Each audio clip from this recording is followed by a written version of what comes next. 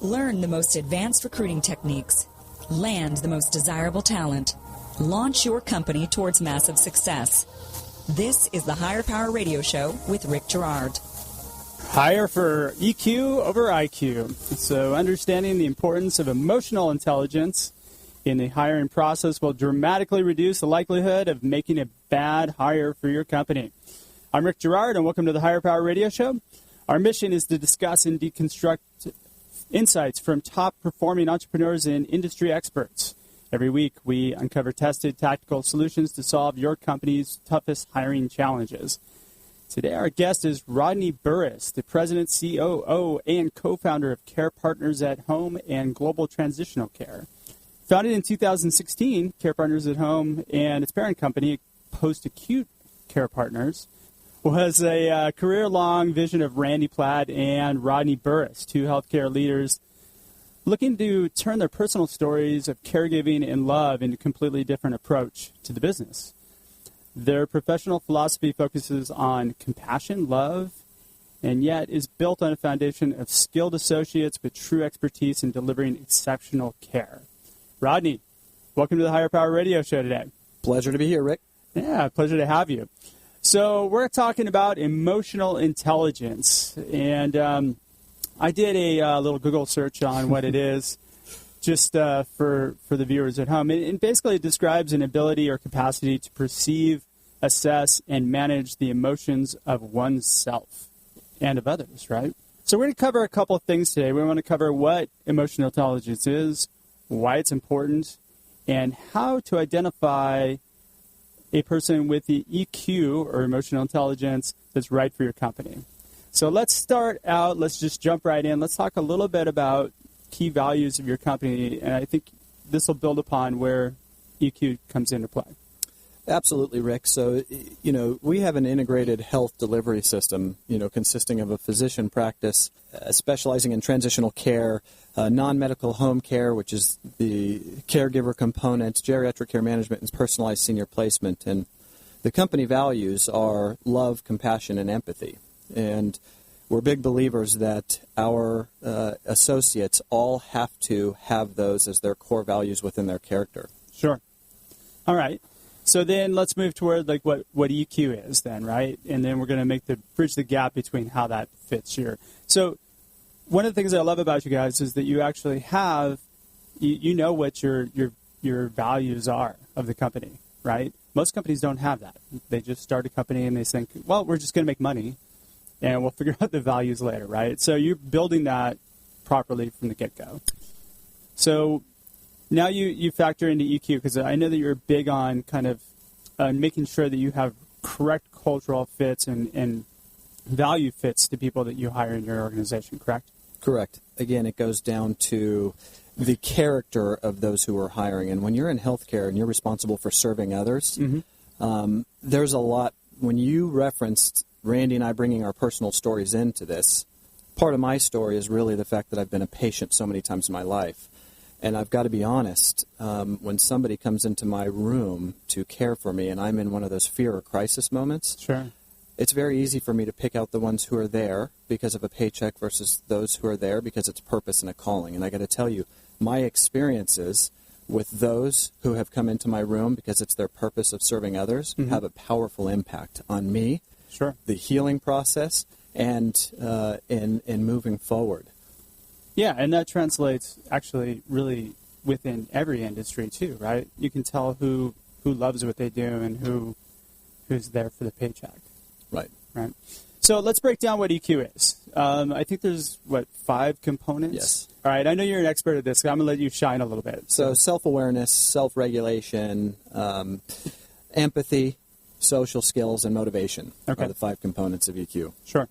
All right, and so how do we build those? Let's talk about how you're building those into your process. So, what do you look for in the motivation piece?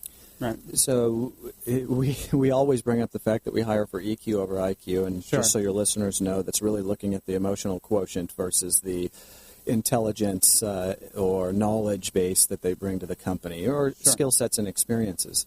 When you look at the motivation, it's intrinsic motivations versus extrinsic, right? We all desire to, I shouldn't say we all, I do, and many that I've worked with, whether it's been somebody that I've followed or somebody who's been on one of our teams, desires to move up the ladder and learn and soak up. And with that comes power, right? Title, money, those are extrinsic motivations. Sure. It's a need for us to survive and take care of our families.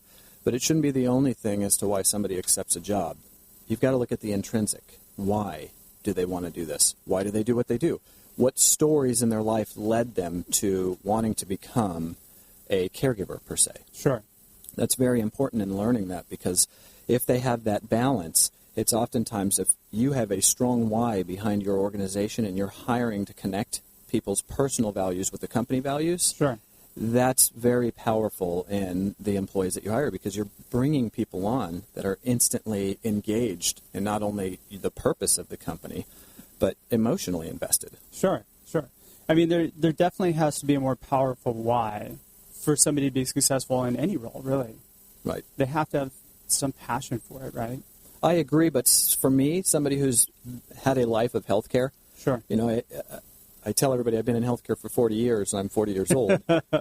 First and foremost as a patient through much of my life, but really the last 16 years in being in a healthcare role. And so forgive me for being blind to what's on the outside of healthcare, but serving others and managing teams with a growing company, there's a lot that's involved in terms of not just the hiring process, but managing, because coming with that is emotions. Taking care of other people is a very difficult job. Oh, yeah, it is. Especially those who are sick, those who have cognitive impairment. Or who are in the last stages of their life, or fearful, Very emotionally, spiritually, physically draining. Yeah. So you have to have a reason as to why you do it, as aside from the fact that it's got good pay or good benefits. So in your world, right, the first thing you look for is the why. That's really the most important piece. Yeah, hire for character. Yeah, absolutely. All right, so let's go on to empathy, which I think is the next one, which is pretty important for you guys, right? Well, yeah, it's one of the company's values. Yeah. Empathy is the ability to really step into someone else's shoes and feel experiences. And it doesn't mean that somebody's had to experience that. I can't walk into a patient's bedroom who has a new stage 4 cancer diagnosis and say, I know what you're going through. But I can, through the experiences and through the personal experiences, I can connect with them. Yeah. It's that human connection component to say, not I know what you're going through, but I can feel. And it's the desire for me to want to connect with them and do whatever I can to bring a better quality of life, even in dealing with an end-of-life situation. And I would imagine that, especially in today's world, I find that everybody's on their phones all the time, right? So empathy is kind of a dying kind of component in people's personality. Or maybe it's displaced. It's a big debate. Yeah. I'm sure we don't have enough time in the radio show to talk about how the technology piece comes. I will tell you that in healthcare, when you're serving others, we have to have strong technology that supports the delivery of the care, but it'll never replace that human component. It'll never replace what we have here, or what patient and caregiver, or patient and physician, or patient and provider have through that human connection. True. Okay. So self-awareness, why is this important? So carry this over into an environment, a work environment, right? We've all had the experiences where we've had somebody who really doesn't have the self-awareness of how their actions or emotions affect others, right? I look at it as a flu. Nobody wants the flu. The flu passes from one to another. Some would even refer it as worse than that, a cancer. It's the inability to recognize how you or your emotions will affect the staff around you. It's extremely important to having a workplace that people enjoy and want to come to. If you're creating a culture that's going to be like a second family, let's face it, we all spend so many hours a day working alongside, oftentimes more so than with our own families. Yeah. So in creating a culture that's warm and welcoming and that has the love, compassion, and empathy, those individuals who are working in there, all levels, have to have the self-awareness to recognize that when they have interactions with others, how they affect. And it's each individual, which means that I can't take the 150 employees that we have and deliver the same message and expect that everybody's going to perceive it in the same way. Yeah. It's me getting to know each of my employees at the core and being able to deliver that message to where it's going to have the greatest impact on each. Yeah. Not spinning, not beating around the bush. It's simply delivering it to where it drives a better connection. Some want it direct and some want it where it's a little bit softer. Yeah, exactly. And, self-awareness and self-regulation are kind of like hand in hand, right? Yeah. I mean, because you have to be able to gauge and understand how your actions are affecting people. One of the things that I have experienced through my business is that one bad person in a culture can affect at least 30%, two other people, right? Because they're working closely with a few other people. So if you get a small 10-person company, that's 30% of your staff that's not happy, right? That's not effective. Right. That's a huge thing for a small company. Right. So self-regulation is huge. You're right. Take that small company of 10 people and put it out to 200. I was once in an environment where the president came out of the back door, and we are in the corporate office, and there's 250 cubes in this old grocery store. Uh-huh. And he comes out and lamb-blasts one of his leaders within the HR. And all you see is all these heads going up and popping out over the cubicles, and nobody can believe what they're hearing or seeing. Sure. That changed the complete dynamic across that. The entire corporate center grew quiet that day. Oh, yeah. And those who were new to the company now recognized that they didn't want to have interactions with the president, or certainly not upset him, because look what was going to happen. Oh, yeah. Yeah. I've walked in on consulting projects where I've walked around with the CEO, and as soon as people saw the CEO coming, they got real busy on the phone, but they hid. They were hiding, you know. And and then the last one, of course, is going to be social skills, right? The ability to interact with others, and I think that's kind of hand in hand with the rest of them, right? So let's do this. We're going to take a quick break. When we come back, we're going to actually talk about some ways in which to identify these. We're talking to Rodney Burris, COO, co-founder, and president of Care Partners at Home. We'll be back in one moment. You're listening to Higher Power with Rick Girard, giving you access to recruiting techniques that will help you hire key talent to build your company towards real success. Rick is a recruiting executive and entrepreneur who's been successfully recruiting in the aggressive Silicon Valley technology landscape for the past 2 decades. After a very successful stint at Apogee, he founded Stride Search in 2012. Based on a lean efficiency model, Stride has uniquely positioned itself as a leader in retained search for the most critical talent hires within a small organization. Whether you're a startup executive or recruiting professional, by listening to Higher Power with Rick Girard, you will walk away with skills to help you attract and hire great talent. Now back to Higher Power with Rick Girard. And welcome back to the Higher Power Radio Show. I'm your host, Rick Girard. Today our guest is Rodney Burris, COO, president and co-founder of Care Partners at Home. So we just discussed EQ. What is it? Now we're going to explore EQ, which is emotional intelligence. And we're going to give you some ideas on how to interview for it and some red flags to look out for.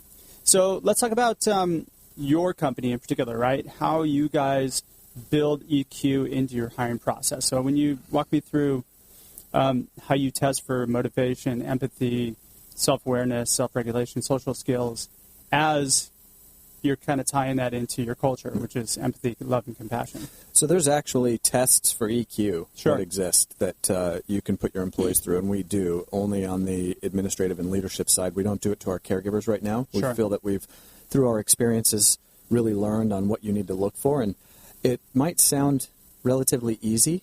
I'm not saying it is, because you do go and get to those points where you say, how did we miss this with the employees, no matter how many leaders we put them in front of through the not just the hiring and recruitment process, but the orientation process. Sure. The philosophy we have is simply storytelling. We are a storytelling company. And so we try to draw stories out from each of our candidates, and that's in any position. It could be in the physicians that we're hiring for our physician practice. It could be in our nurses. It could be in our social workers. It could be in our caregivers. And What we're looking for is not necessarily the experience that they come with. That's valuable. I'm not discounting that. But you're looking, again, for the why. You're simply trying to connect the why. Why have they walked through your door that day? And what interests them about the opportunity that's in front of them? And that why usually leads to them telling stories of why they're there. Sometimes it leads to us learning about their purpose in life, or that this is a calling. Those are all great signs in the beginning.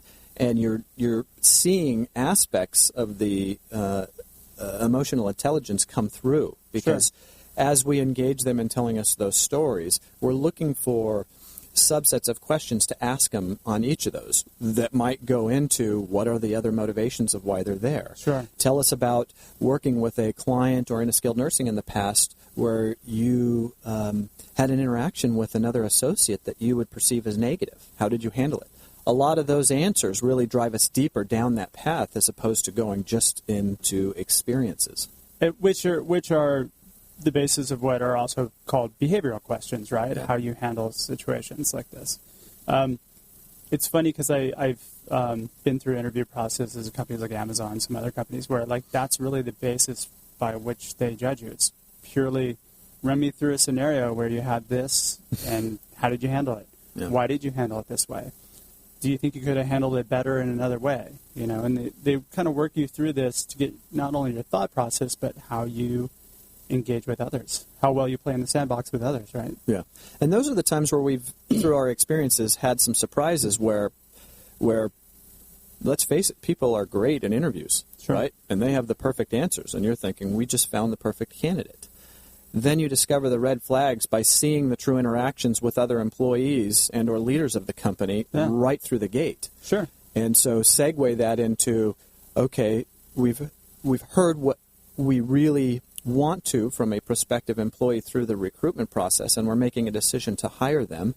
Now it's how quick can we get interactions with our with their peers, with our other associates, with our leaders. And that's why we have really developed a round-robin recruitment process that involves everyone with their own interview style, but that leads into the orientation where there's interactions with many, many different characters of the company and or peers, and we're constantly assessing.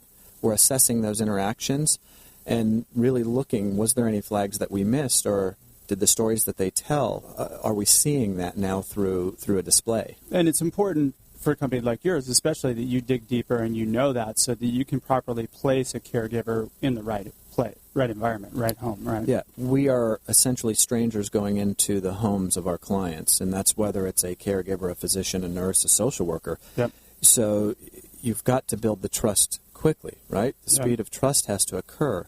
And so that evaluation that we're doing is, it goes beyond the fact that we do background check and fingerprinting and all that. If the purpose of the company is human connection and to care for somebody and truly impact the quality of life, then the heart has to be there. Yeah. And that's really what this is about. Emotional intelligence is tying the personal values with the company values, and it's creating that human connection. Our greatest stories come from having the right personal attendant being introduced to one of those situations in the homes, and us hearing words like godsend, angel on earth. I mean, that's where you recognize you've not only hired the right individual, but you're having the impact that you want to have. And when you're obsessive about doing right by your customers, which you should be as a company, right? You essentially are you're gaining their praise. I mean, like you're just building everything the right way. Yeah. Yeah. And so kudos to you. Good job. Well, appreciate it. It's not perfect. It's not perfect, especially it never when is. I think the amazing thing is when we reflect on this last 18 months since we've opened the doors is that we've hired over 150 associates, and we have a very low turnover rate. That goes back to EQ, once again, of the interactions and the way that we care for each other. Sure. It's not just about caring for those that we serve. It's about how we treat each other with dignity and respect in the office. So it's not just those who are delivering, but it's all of us who are supporting them in the field. Yeah. And you know, when people feel like they're a part of something like that, you know, that's more powerful to them than the money. Yeah. Oftentimes we have to kick people out Randy and I have more of a struggle managing people, leading people to balance in their life. Like and what make that them means, go home and spend time with their families. and getting emails from people at midnight and saying, get off your email, disconnect, spend time, this can be done tomorrow. Yeah. It's not because they're forced and they have timelines. It's this desire to contribute to the greater global cause and the impact that we're having. So let's give our audience a couple of questions that you might ask somebody that they come in and interview with you that they would help them to kind of gauge what, like a good EQ question, right? I have a few that like I've used. Do you have anything that your kind of go-to question that you might ask? Well, I said one earlier. I'll go. I've been known to be very direct. Yeah. And say, what's your purpose? It doesn't necessarily mean that it has to tie to our company. Sure. or that. It's good to know because we, as people developers, want to make sure we're developing them towards that purpose. Yeah. Sometimes we are a stepping stone. It could be somebody who's in LVN school that is being a caregiver until they're going to that next step. Yeah. Clearly, if they're going this route, they want to be somebody who's caring for others. But it doesn't mean that we found their purpose. I want to ask them that question. Yeah. And that will usually segue into some of their other experiences. You know, which that's a whole episode question that you could work on right there, right? Because most people don't know their purpose. I mean, I've met people that are accountants that hate it, and they would like to be a closet marketer or something like that. Yeah. Like they'd rather be on Facebook and trying to do things like that. We get the answer sometimes that I don't know, and so my next question is, why are you here? Yeah.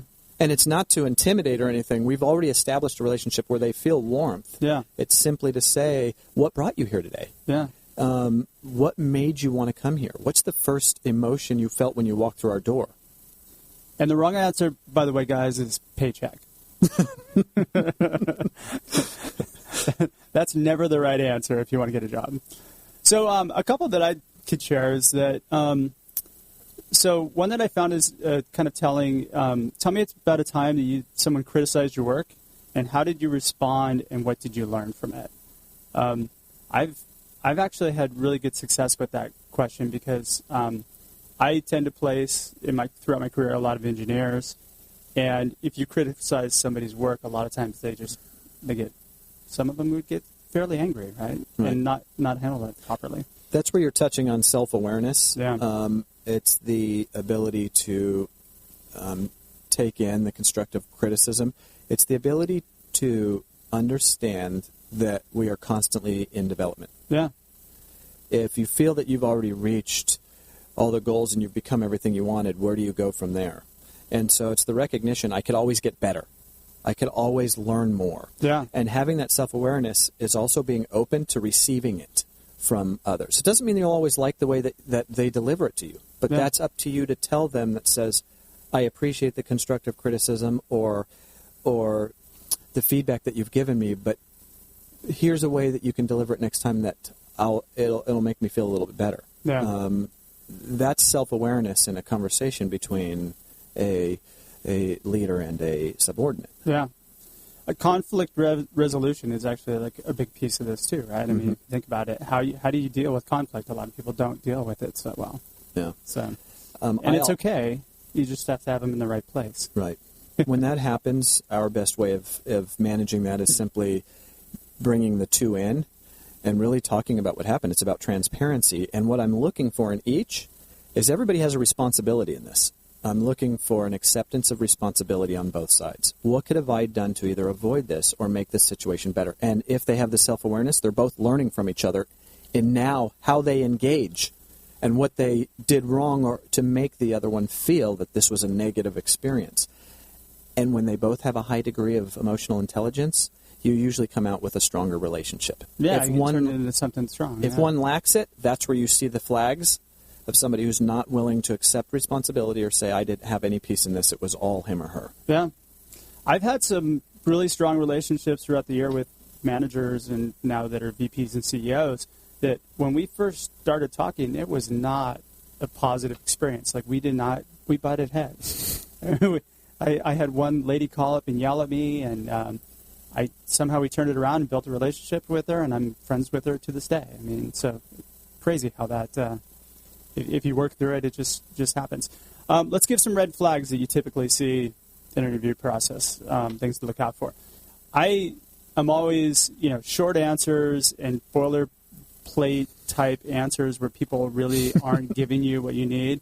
If you guys are getting that, move away. I mean, that's a pretty significant sign of low EQ, right? Yeah, but that's a flaw of mine. You think so? I say that because I'll always use it to dig deeper. I'll look at it as maybe they're shy. Maybe, and it doesn't mean that I've missed certain flags. Sure. But it'll be Rodney thinking that Rodney can change the world and everyone in it. And sometimes when that's the character, you can't change somebody unless they want to be changed. Yeah. And that's the self-awareness component. So I agree. The short answer, the boilerplate, the motivations where the intrinsics, they're going all on the negotiation of pay and rate and what's the movement within the company and how quick. Yeah.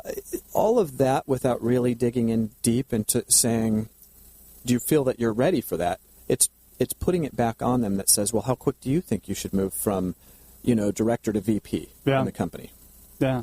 Another piece or another thing that I see is, and it usually starts out subtle, but criticizing or accusing supervisors and coworkers of wrongdoing, right? Right. That's a big red flag that I've seen throughout time. I mean, if there's an issue, then usually you got to look at yourself first. Mm-hmm. I would imagine. I do at least. And then, you have to take responsibility, for yourself, and you have to be accountable to yourself, right? Yeah. The other thing is, especially if you're meeting with somebody in an interview, contradictory body language is something that you should also keep an eye out for, right? Yeah. I know you're big on kind of reading people and getting an idea of what they're saying. Yeah. You've got to get them comfortable first. Right. But once they are, they should be giving you body language that's positive. Right.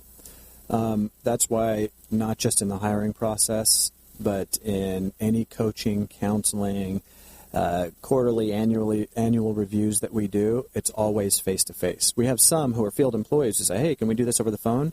And we say no. And it's not because we're going to deliver bad news. It's, again, you're looking at the receptivity and the awareness, and you're building that relationship further. Yeah. And body language, nonverbal cues, you learn a lot from those. Even if they're saying, I accept this in a coaching or counseling type situation, but their body language is saying, nope, blockade, defensiveness, that's where you recognize we might struggle with some growth here. Yeah. Because while the words are coming out and saying, I understand and I'm going to make it better, the body language is really showing a defensive approach that says, you're wrong, I disagree with you. And that's another thing you just brought up that you guys do that's unique. A lot of hiring managers tend to do phone conversations first because they want to gauge somebody's skill level or kind of for whatever reason, right? I feel like meeting with people first is probably the most powerful way to start the process. Because, again, you are getting that, you are establishing that emotional connection. It's a feel. Yeah. You've got to get a feel for somebody. Again, if we are responsible for essentially sending strangers into the homes of those we serve, we have to get to know them. And the first thing is really that initial interaction. And I'm not saying first impressions are everything. Sometimes the second impressions are so much better, so much more powerful.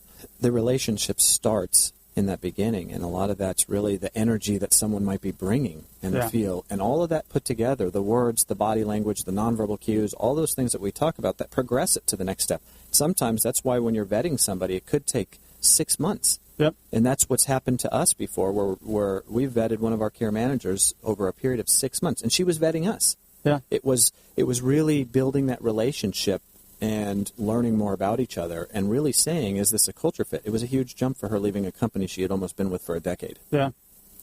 Man, this show's too short. We're just about out of time. Rodney, I want to thank you for your time investment today and welcome you to the Higher Power Radio community. Now, if somebody's interested in your services or wants to find out more, how do they reach you? Healthcare is 24/7, 365, right? So call them at 3 in the morning. I publish my cell phone, and our cell phone's 949-309-8193. Our office phone, 949-556-3433. And if you'd like to visit our website, it's www.carepartners.us. Excellent.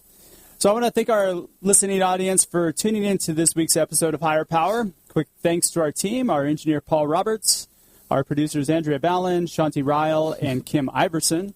To listen to this show and any past episodes, you can check us out at Higher, that's H-I-R-E, powerradio.com, or Higher Power Radio Show on iTunes. Follow us on LinkedIn, Facebook, at Higher Power Radio Show. And you can follow me on Instagram or Twitter at RickGerard1. We have another great show lined up for you guys next week. Our guest is going to be Robert Janowitz, the partner and labor attorney for Fisher Phillips. We're going to be talking about some interesting changes that happened this year in hiring, that's for sure. I'm your host, Rick Gerard, and thank you again for listening to the Higher Power Radio Show. Aloha. Thank you for listening to Higher Power with Rick Gerard on OC Talk Radio.